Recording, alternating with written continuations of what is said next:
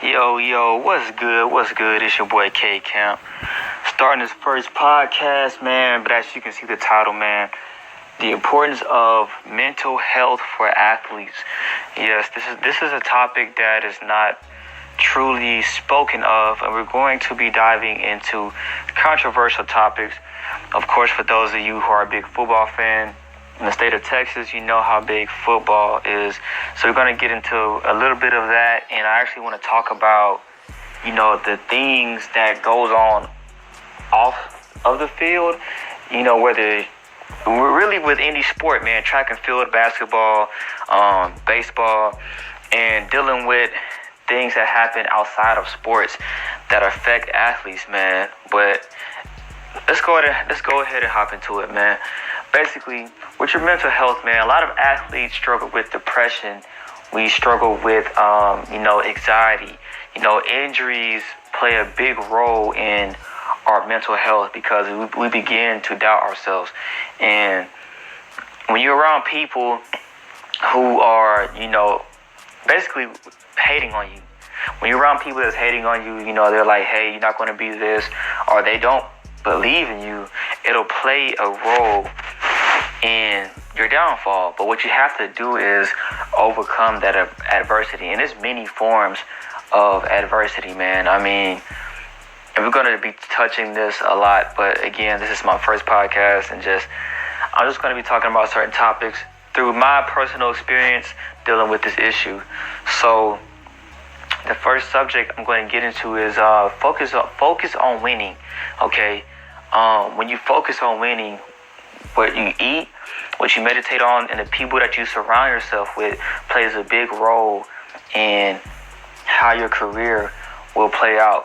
Because if you're constantly around people who's used to losing, who's used to being in dysfunction, who's used to being, basically they're not trying to aim for the highest level, man. You have a lot of people who just do or play sports or just do a craft just to do it, man. And you don't want to be around people like that. You want to be around people who want to get you to the next level without any hidden hands in your journey.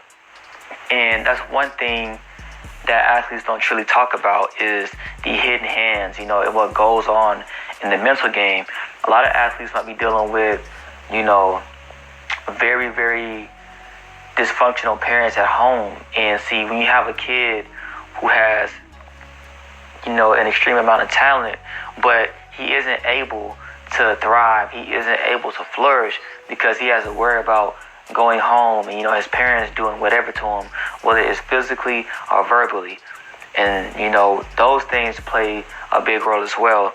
Another thing that athletes have to take into account, and people, especially in Texas, when it comes to football, any type of sport, is, politics are always going to be in the sport, but it shouldn't get to the point to where, you're playing favorites, or, you're basically your pride is so flamboyant to the point to where your team doesn't feel like a team. And on top of that, when your coaching staff doesn't have true leadership abilities, it can actually weigh on the team. Especially, there's too many talented teams in the state of Texas that aren't even ranked in max preps. That's how much depth or talent a city or area can have. But when you have, a certain group of people, playing the hidden hand role in politics, they can actually ruin an athlete's career. And I've seen that a lot, and this is things that a lot of people do not want to talk about. And it's a very big problem that I see behind closed doors. Because if you truly want to win a state championship, if you truly want to win any type of championship, once you get past the high school level, coming from a Division I athlete, you can't cheat your way through life. They can't come save you. You earn what you keep. When you're racing against the pro athletes, when you're playing against the DK Metcalfs, you can't cheat your way through life. You see what I'm saying? So when you're dealing with athletes trying to get to the next level, and they feel like their coaches aren't connecting with them, then eventually they're going to feel like they are not welcome, they don't belong in a program, and they're either going to transfer or quit. It's either one or the other. And that's another thing that true winners have to understand. You have a lot of Division I athletes who've made it to the next level, but they had to go a different route. See what I mean? So some athletes, you might have been a dual sport athlete, basketball, football, or football and track, baseball and track, whatever. Whatever they did, they had the potential to do both. But I hear stories about how some athletes, they deal with coaches who only want them to do one, and then when they get them to do one sport, they limit them to that sport, and it was to the point to where a lot of these athletes that you see complaining about being overlooked, that happens a lot because of those situations. And you have programs like North Shore who don't have a booster club, but sometimes when parents or whoever puts a lot of money into the program, they feel as if their child should actually be in that spotlight, even though they truly don't deserve it. And that actually goes on a lot. And truth be told, it's too much talent in the state of Texas to be doing that. But again, that's my personal opinion. And on top of that, it might change in the future, but that's just what goes on now. So the second aspect I want to get into is depression and how the mental game of allowing people to basically hinder your success and basically tell you what you're going to do, what you can't do, it's many things that can go into it. So basically, depression happens when certain athletes, you feel like it's no purpose of doing this anymore. It's no purpose of competing. It's your drive just goes away, and that is a very, very bad state to be in, because we as athletes, we work so hard to get to this point. Like, no matter what level, no matter what you've accomplished, like whatever you accomplish, you take that and cherish it, because the amount of blood, sweat, and tears, and a lot of athletes don't give themselves enough credit.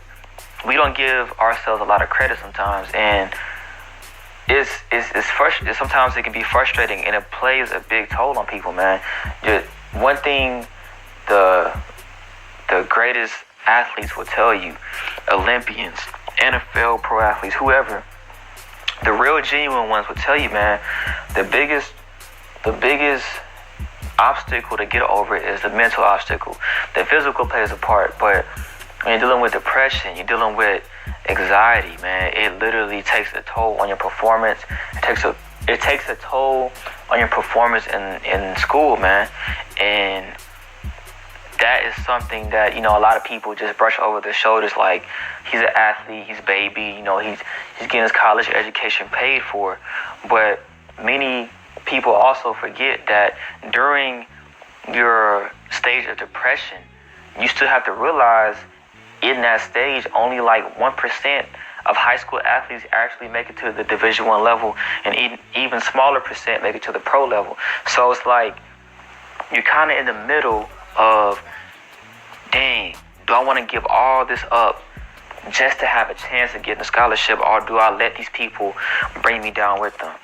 You see what I mean? And it's many other things that play into depression. That's just touching the surface level. But one thing I also want to touch on with, mental health, man, always go back to the times to when you first got motivated to do a certain sport. And it isn't just sports. What people don't understand about athletes is bigger than being an athlete. Football and a lot of things that sports have is basically lessons of life. So you take that foundation, you take that, and you have to critique it to your niche. You see what I mean? So basically, prime example, adversity, or, becoming a champion. We know for a fact, especially in the state of Texas, how hard it is to win a state championship. See what I'm saying? So when you're going against dudes that's built like a, D1 prospect linebacker, he's 6'4", 245 pounds, and can lay the wood. Now you being about 5'8", 170 maybe, You have guys balling at the D1 level that's 5'5", 140 pounds. So this talk about, size matters. Size really don't matter.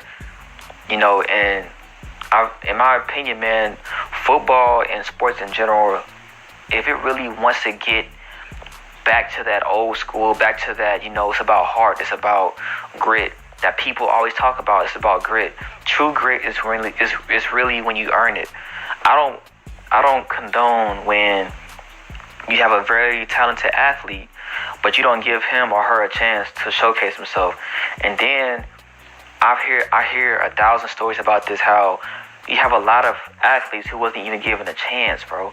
Many athletes don't even get a chance to tell the story.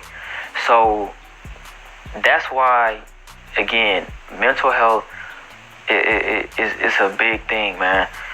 It's a real big thing. And on top of going through all of this, you still have to somehow stay professional.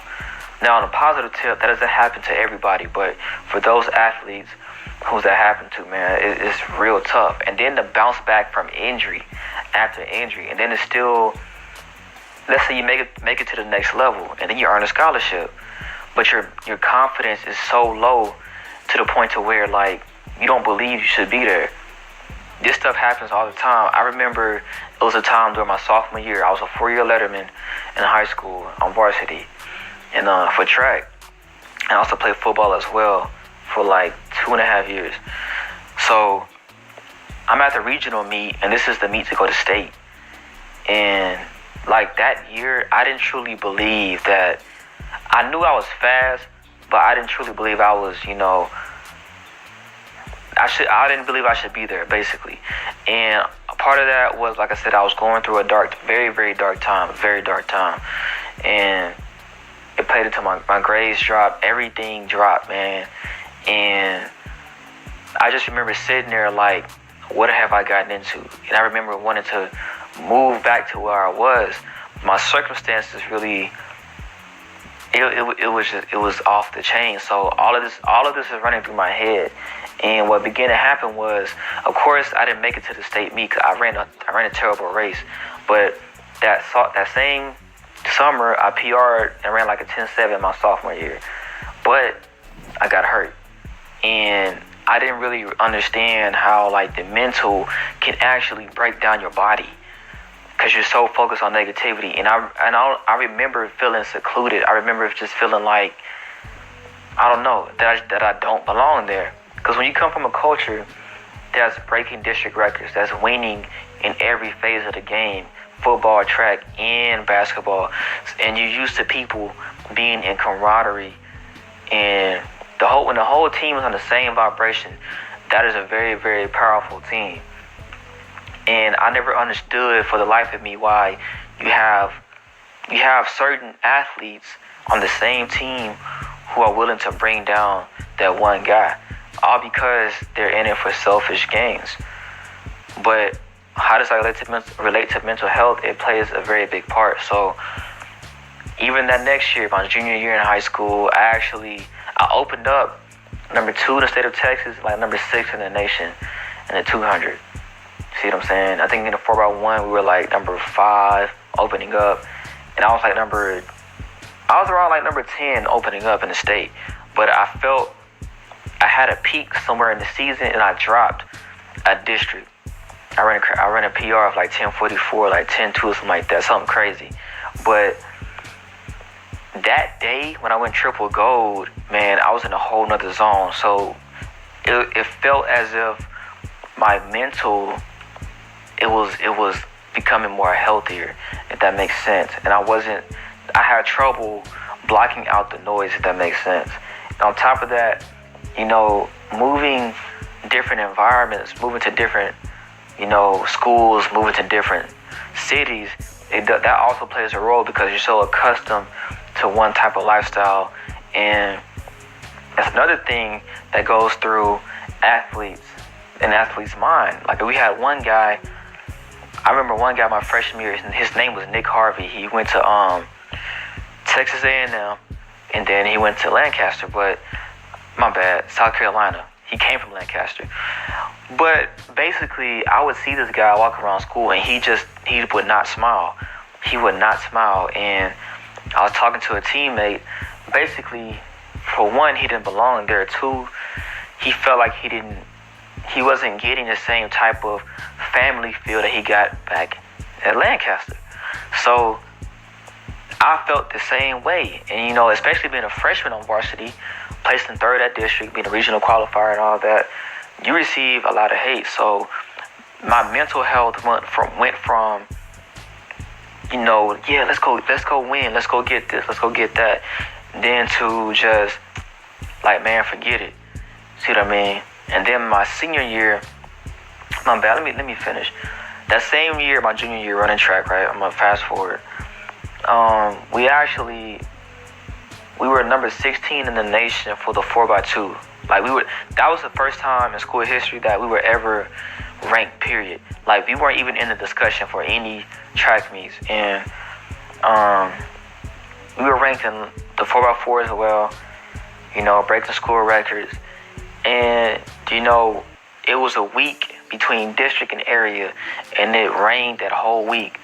I didn't practice for 4 days, and we only did relay handoffs. And next thing you know, I get to the area meet and got smoked.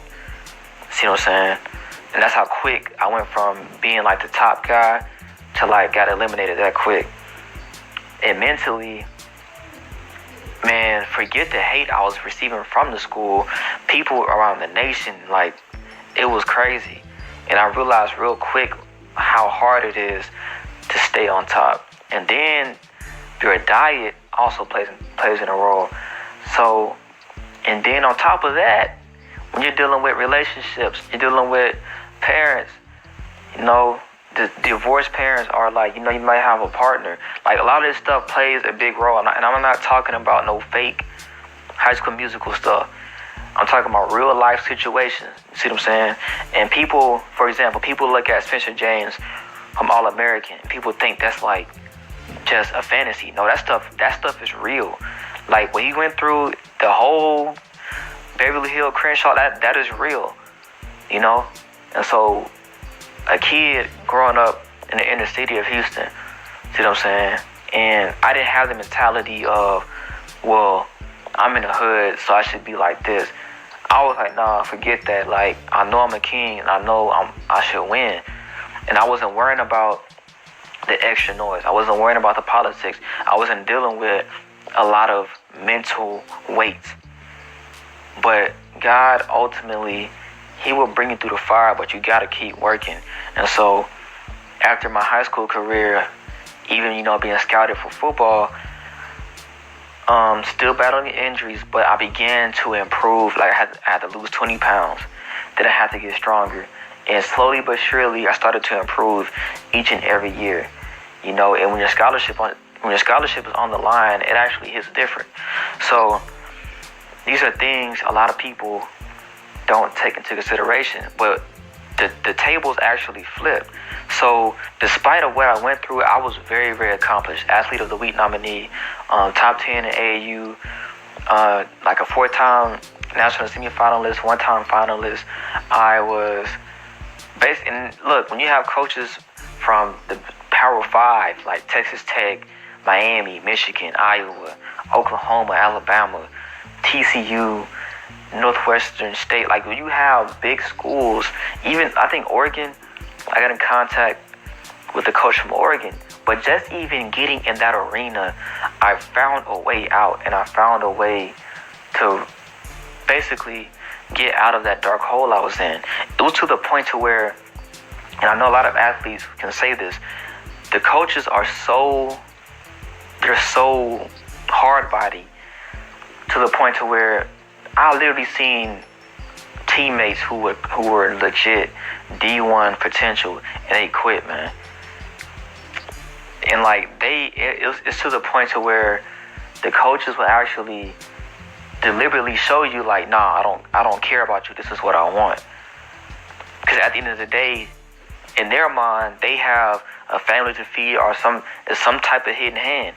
So when I became a D1 athlete, and I'm not gonna put my teammates, my family, whoever, I'm gonna try my best not to have them in that environment, period. And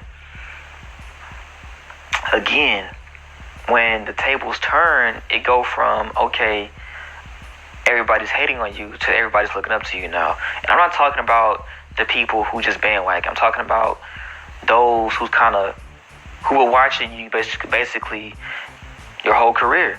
And so when you have to sit down with them and tell them from a personal testimony where you've been and where you're going, you will actually help them avoid all of that nonsense. You see what I'm saying? All of this ties into overcoming adversity, because you go from having that war is me spirit to that, hey, you know what? I still made it here. Let me make the best out of my opportunity, and then let me turn around and go be an example. Because what most athletes do, they just go with the flow and just hit rock bottom. But you never want to have that mentality. I don't care if you're working at McDonald's. You know, a lot of people that have that mentality lose at life. You do not want to be around losers. Go be around winners. I don't care if it's the coach, your friends, teachers. Be around winners. See what I'm saying? Like, again, I've been around the Carmelita Jetters. When you're competing against pro athletes that went to the next level, the Elijah Hall Thompsons, the Kevin Burrells, the Maurice Mitchells. When you see Carl Lewis walking around in the stadium, the Christian Colemans, you see all these people in real life, the Sidney McLaughlins, it literally takes you away from all that. And a lot of athletes that have been to the top, to the Olympics, to the NFL, to the MLB, a lot of these athletes will tell you, like, they've been through the same exact thing. I have a friend out there in Long Beach, went through the same exact thing. And you would think that people would have learned by now, quit the politics, quit. It's certain things in life you can't control, but I strictly mean when people deliberately, I'm talking about coaches and, staff, when they deliberately try to destroy your career, that is something that blows my mind. And it's hard to deal with when you're dealing with big time programs like Allen, the North Shores, the Cadies, the Duncanvilles, the DeSotos, the Cedar Hills, and so many other teams I can name, the Manvilles, the Fort Bend Marshalls, and that's just a couple schools I named, but it's harder to deal with, and it's harder to see when you're dealing with a program who's in the national spotlight, and one thing that I feel like is overlooked, you have a lot of inner city kids who are genuinely trying to make a way out. They are doing the same. They're just basically doing their fair share. They're putting in the same exact hours, the same work. And when they get cheated out of a scholarship, when they get cheated out of an opportunity to go to the next level, not just for sports, but to make a better future for the future generation, that can change. You're changing a whole life. And people will not understand that until it happens to them. But I promise you, and I've seen this too, once it happens to them, their whole countenance changes. They go from being very prideful and boastful to humble, extremely humble. And one thing I had to realize is, even though I went through what I went through,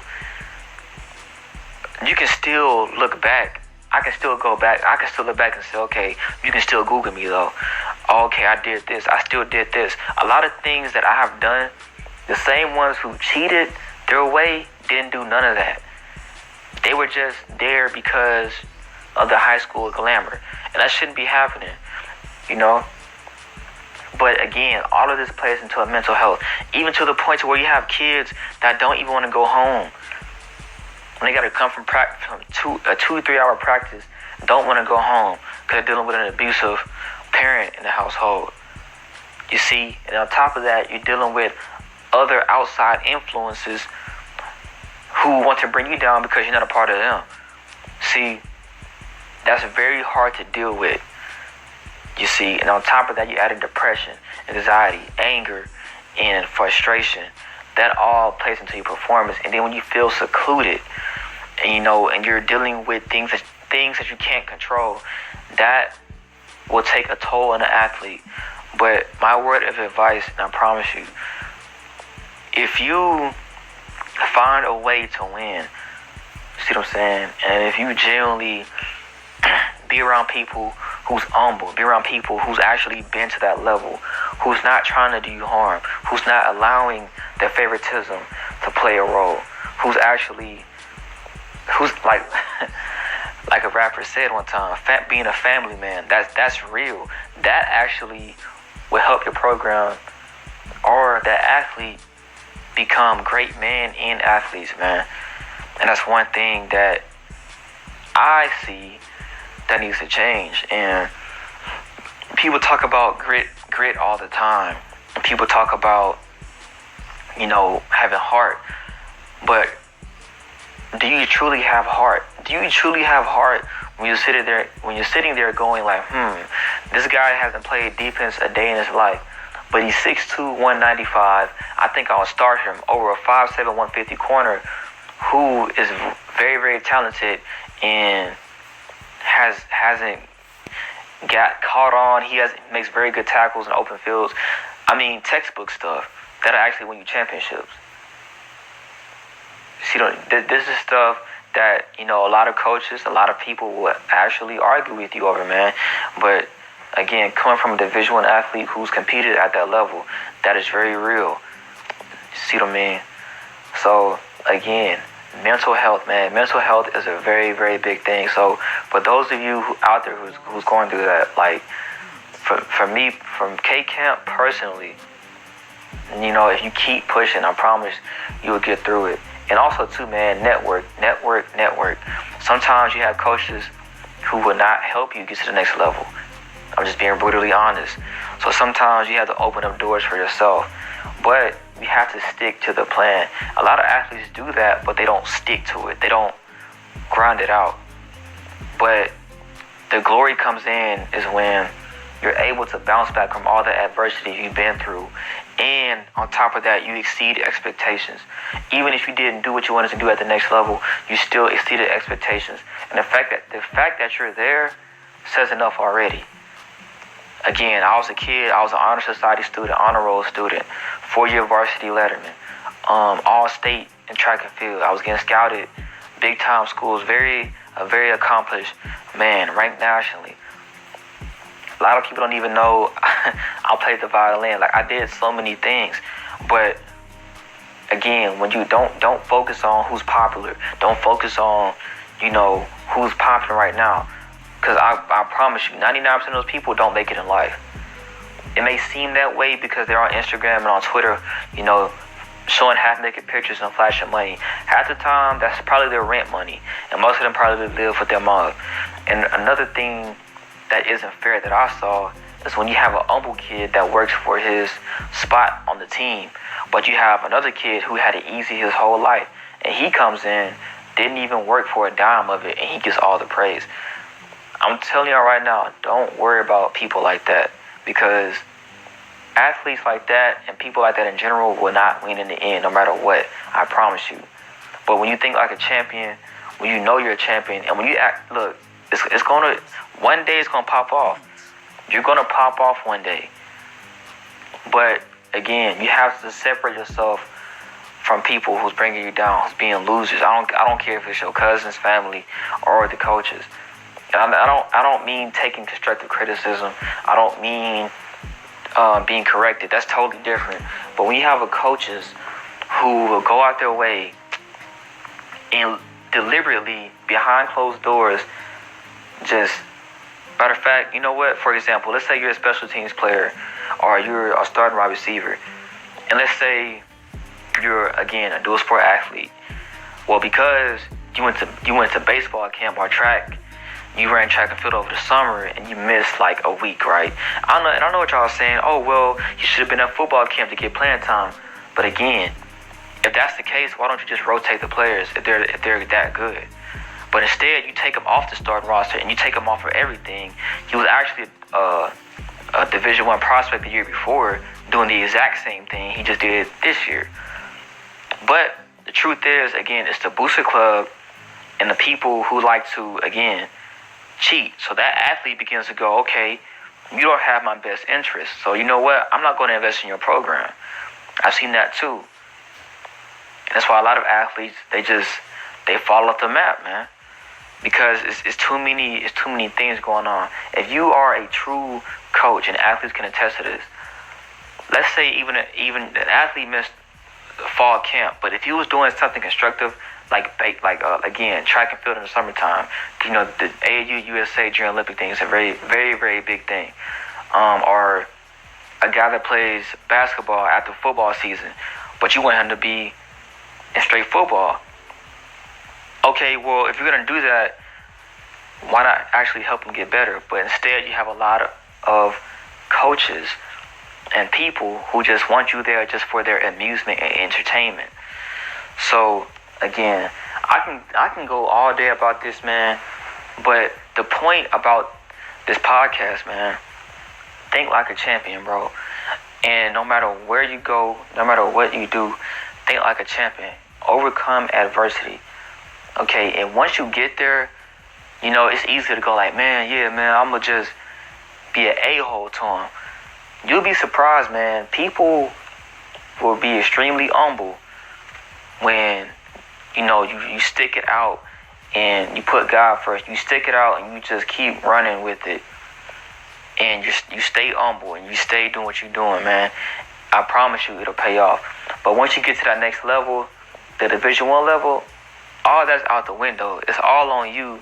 And one thing I will say about competing at the Division I level, depending on certain schools are cutthroat, but overall, like as far as the training and as far as competing, a lot of things just look, it's on you. It's no favoritism. It's no politics. Now it could be different from certain schools, but from personal experience, it's what you get, man. It's what you earn. And one thing about college coaches, man, they're not going to give you what you didn't earn. And they actually will train you to get to the NFL or the Olympics, but you have to do it. A lot of stuff is on your own, man.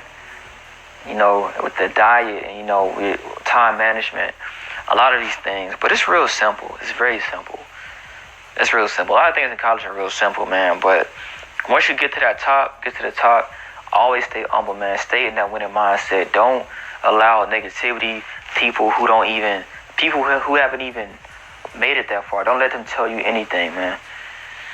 But yeah, man, this is your boy K Kemp doing his first podcast about mental health for athletes. This goes for anybody, anybody who's dealing with this, man. But mental health for athletes, always go big or go home, man. Win or lose, just focus on getting better each and every day through the little things. The little things matter the most. Clear your mind. Go back to the time to where whatever formula worked for you to get you to that level, you take that, but you upgrade it times 2. So I got a thing called K-Camp 2.0. It's when you take whatever you had that was working for you, but you upgrade it times 2, man. You double it. But with that, that's the mindset of a champion, man. And with that being said, though, I'm out.